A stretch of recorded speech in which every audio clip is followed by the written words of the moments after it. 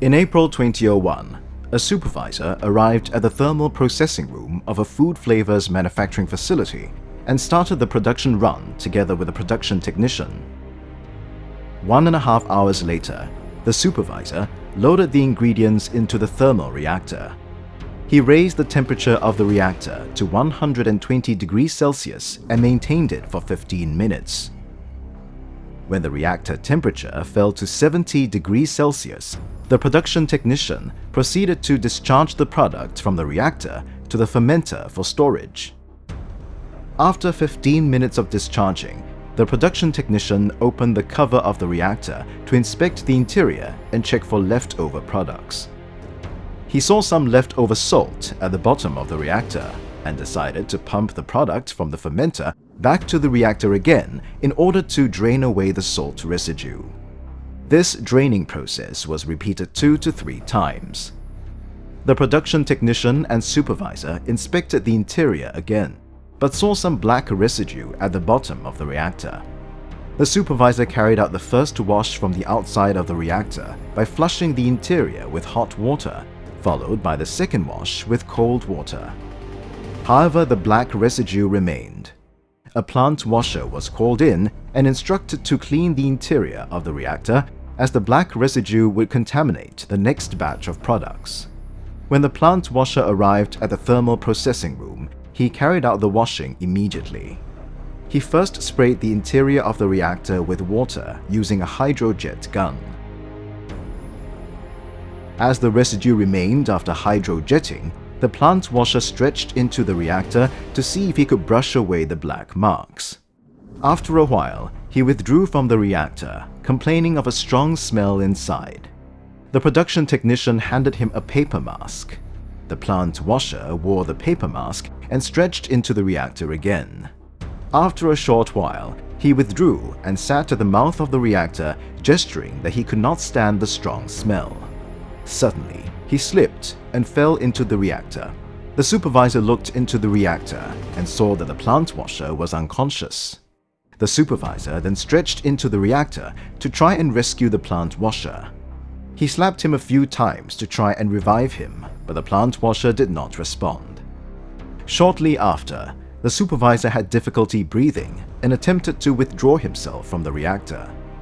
However, he blacked out as he was on his way out.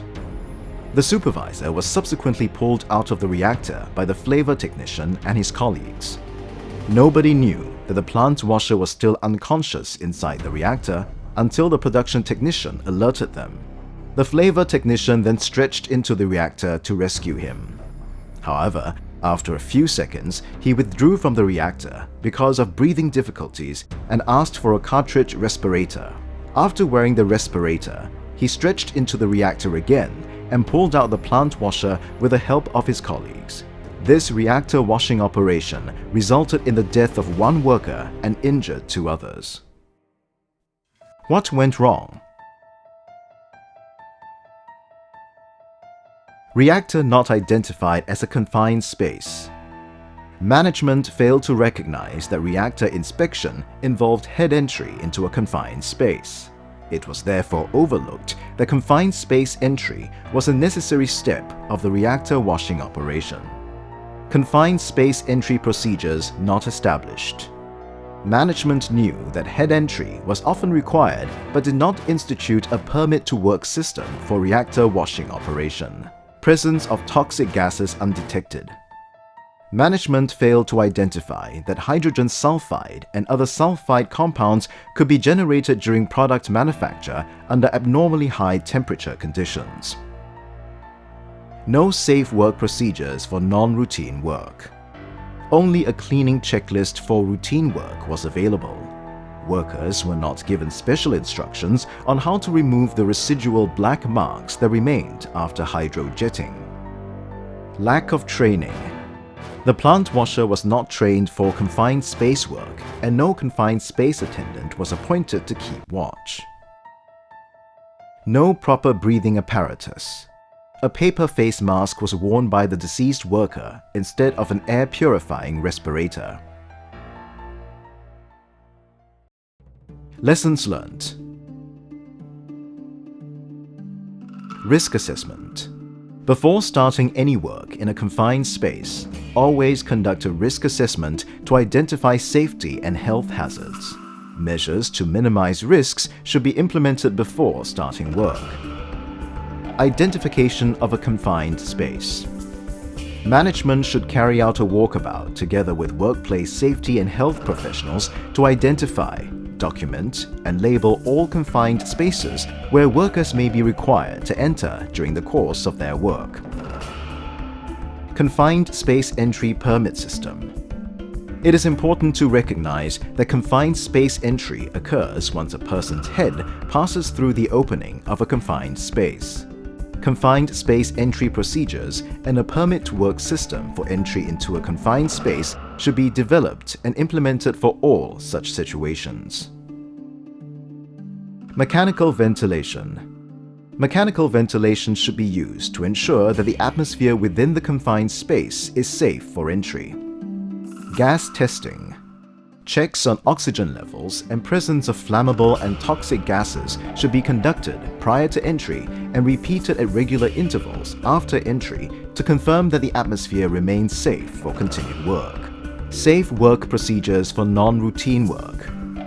Safe work procedures should be developed and implemented for both routine and non-routine work. This will ensure the reactor washing operation can be carried out safely without endangering the safety of the workers and others in the vicinity. Safety training. It is important for workers who carry out reactor cleaning to be properly trained and fully aware of on-the-job hazards. It is also necessary for them to undergo training on confined space entry procedures and proper use of personal protective equipment prior to the reactor washing operation. Suitable breathing apparatus. Workers must be provided with suitable breathing apparatus before entry into any confined space where toxic gases are present. In particular, the use of suitable breathing apparatus is very important for workers undertaking rescue operations prior to entry into a hazardous atmosphere.